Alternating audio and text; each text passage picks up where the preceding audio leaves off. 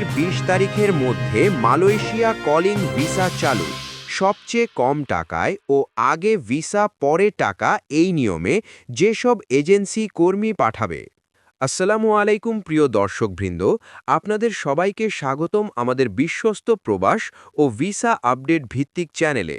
আমরা প্রতিদিন দেশের ও বিদেশের শ্রমবাজার, ভিসা প্রসেসিং, সরকারি সিদ্ধান্ত এবং প্রবাসীদের গুরুত্বপূর্ণ তথ্য নির্ভরযোগ্য সূত্রের আলোকে তুলে ধরি। আপনারা যারা নিয়মিত মালয়েশিয়া, সৌদি আরব, কাতার সহ বিভিন্ন দেশের কাজের আপডেট জানতে চান, তাদের জন্য আমাদের এই প্ল্যাটফর্ম। তাই এখনই আমাদের চ্যানেলটি সাবস্ক্রাইব করুন, বেল আইকনটি অন করে রাখুন এবং ভিডিওটি বেশি বেশি শেয়ার করুন যাতে সঠিক তথ্য সবার কাছে পৌঁছে যায়। সাম্প্রতিক সময়ে বাংলাদেশ ও মালয়েশিয়ার মধ্যে শ্রমবাজার পুনরায় সক্রিয় করা নিয়ে উচ্চ পর্যায়ে আলোচনা জোরদার হয়েছে। রাজনৈতিক ও কূটনৈতিক সূত্রে জানা গেছে, বাংলাদেশ জাতীয়তাবাদী দলের ভারপ্রাপ্ত চেয়ারম্যান তারেক রহমানের সঙ্গে মালয়েশিয়ার প্রধানমন্ত্রী আনোয়ার ইব্রাহিমের গুরুত্বপূর্ণ বৈঠক অনুষ্ঠিত হয়েছে। সংশ্লিষ্ট সূত্রগুলো জানায়, বৈঠকে বাংলাদেশের প্রধানমন্ত্রীর পক্ষ থেকেও মালয়েশিয়ার শ্রমবাজারে বাংলাদেশি কর্মীদের সুযোগ বৃদ্ধি, ভিসা প্রক্রিয়া দ্রুত সম্পন্ন করা এবং অতিরিক্ত খরচ কমানোর বিষয়টি বিশেষ গুরুত্ব পায়।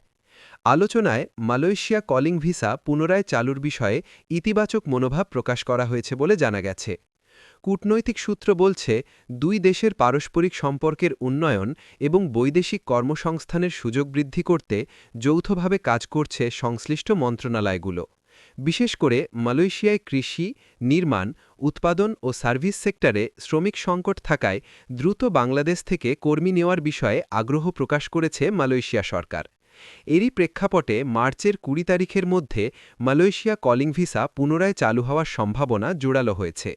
নিজস্ব প্রতিবেদক জানায়, দীর্ঘদিন বন্ধ থাকার পর মালয়েশিয়া কলিং প্রক্রিয়া চালু হওয়ায় হাজার হাজার সম্ভাব্য প্রবাসী কর্মীর মধ্যে আশার সঞ্চার হয়েছে। সংশ্লিষ্ট দপ্তর সূত্রে জানা গেছে, এবার ভিসা প্রক্রিয়ায় বড় ধরনের পরিবর্তন আনা হচ্ছে। সবচেয়ে গুরুত্বপূর্ণ বিষয় হল আগে ভিসা পরে টাকা নীতিমালা, অর্থাৎ কর্মীদের কাছ থেকে আগাম মোটা অঙ্কের টাকা নেওয়া হবে না। প্রথমে নিয়োগকর্তার পক্ষ থেকে ভিসা অনুমোদন নিশ্চিত করা হবে, এরপর নির্ধারিত সরকারি ফি ও সার্ভিস চার্জ নেওয়া হবে। এতে করে প্রতারণা ও দালাল চক্রের দৌরাত্ম্য অনেকাংশে কমবে বলে আশা করছেন সংশ্লিষ্টরা। শ্রমবাজার সংশ্লিষ্ট বিশ্লেষকরা বলছেন, অতীতে অতিরিক্ত খরচ ও অনিয়মের কারণে অনেক শ্রমিক ক্ষতিগ্রস্ত হয়েছেন। নতুন নীতিমালায় খরচ সর্বনিম্ন পর্যায়ে নির্ধারণের উদ্যোগ নেওয়া হয়েছে। সরকারি পর্যায়ে আলোচনা অনুযায়ী মালয়েশিয়া গমনেচ্ছু কর্মীদের জন্য নির্ধারিত খরচ স্বচ্ছ ও নিয়ন্ত্রিত থাকবে, ফলে সাধারণ নিম্ন আয়ের মানুষও সহজে বিদেশে কাজের সুযোগ পাবেন। এদিকে প্রবাসী কল্যাণ সংশ্লিষ্ট কর্মকর্তারা জানিয়েছেন, অনুমোদিত রিক্রুটিং এজেন্সির মাধ্যমেই কর্মী পাঠানো হবে। কোনো অননুমোদিত ব্যক্তি বা প্রতিষ্ঠানের মাধ্যমে অর্থ লেনদেন না করার জন্য সকলকে সতর্ক করা হয়েছে।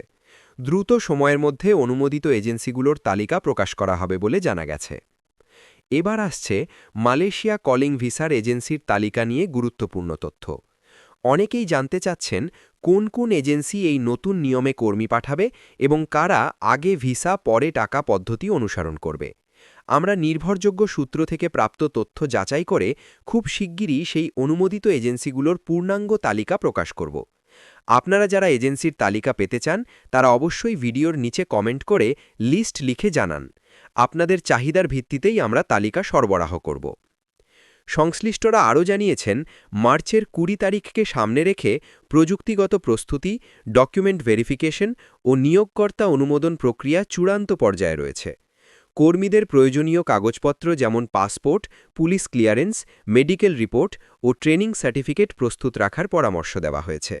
সঠিক ডকুমেন্ট থাকলে ভিসা প্রক্রিয়া দ্রুত সম্পন্ন হবে বলে সংশ্লিষ্ট কর্মকর্তারা জানিয়েছেন। অর্থনৈতিক বিশ্লেষকরা মনে করছেন, মালয়েশিয়া শ্রমবাজার চালু হলে দেশে রেমিট্যান্স প্রবাহ উল্লেখযোগ্যভাবে বৃদ্ধি পাবে। বৈদেশিক কর্মসংস্থান দেশের অর্থনীতিতে গুরুত্বপূর্ণ অবদান রাখে। তাই এই সিদ্ধান্ত বাস্তবায়িত হলে তা হবে শ্রমবাজারের জন্য একটি বড় ইতিবাচক অগ্রগতি। পরিশেষে আবারও মনে করিয়ে দিচ্ছি, মালয়েশিয়া কলিং ভিসা নিয়ে এটি একটি গুরুত্বপূর্ণ আপডেট। আপনারা কেউ কোনো দালালের খপ্পরে পড়বেন না, শুধুমাত্র অনুমোদিত এজেন্সির মাধ্যমেই প্রক্রিয়া সম্পন্ন করবেন। ভিডিওটি যদি আপনাদের উপকারে আসে অবশ্যই লাইক দিন, বন্ধুদের সাথে শেয়ার করুন এবং আমাদের চ্যানেলটি সাবস্ক্রাইব করে পাশে থাকুন।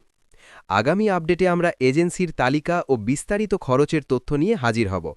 সবাই ভালো থাকুন। আল্লাহ হাফেজ।